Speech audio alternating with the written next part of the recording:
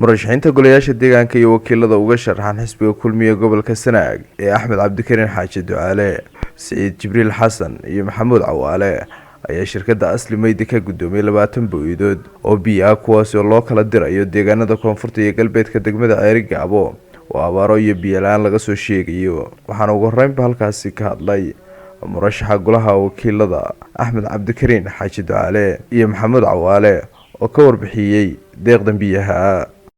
maanta taariikhdu 18 bisha Abriil 2022 waxaa halkan ka bilaabmaya biyo dhaamis mucaawino ah oo la gaarsiinayo galbeedka iyo koonfur galbeed ee gobolka Sanaag ama Ceerigaabo. biyahan waxa ku deeqay shirkadda Asli Maydi, annaguna aan wakiilugana haddaan xildhibaanada nahay inaanu gaarsiino goobaha iyo deegaanadaas. aad baan ugu mahadcelinaynaa shirkadda. waxaanu kala ugu baaqaynaa cidda kastoo ay khusayso in abaaraha laga qayb qaato, hadday dawladda tahay iyo hadday shirkadaha kale tahayba. baaq weyn baan u diraynaa runtii dadka abaara kulul baa haysta, ilaahay naga soo qaboojiyo.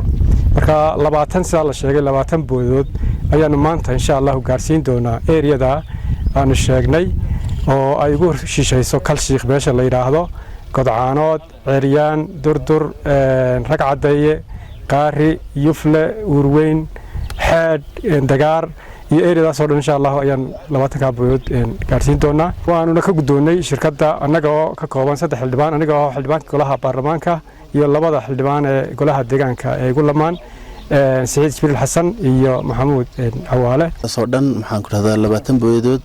aad iyo aad waxaan ugu mahadcelinaynaa shirkadda Asli Maydi oo maxaan ku radaa aanu ka gudoonay aanuna gaarsiinayno insha Allah dadkii tabaaleysnaa, dadka iyaga tabaaleysan maxaan ku radaa biyaraanta iyo abaarta baahsanay ku dhacday.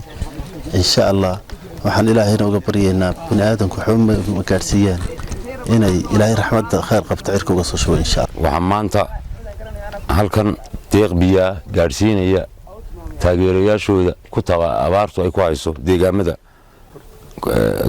koonfurta Ceerigaabo iyo galbeedka Ceerigaabo. musharaxiinta xisbiga kulmiye ee xildhibaan Axmed Cabdikariin iyo xildhibaan Maxamuud Cawaale iyo xildhibaan Saciid Jibriil iyo shirkadda Asli Maydi kuwaas oo ugu deeqay dadkooda tabaaleysan ee abaaru hayso inay gaarsiiyaan deeqdan biyo. Sheekh Axmed, Star TV, Ceerigaabo.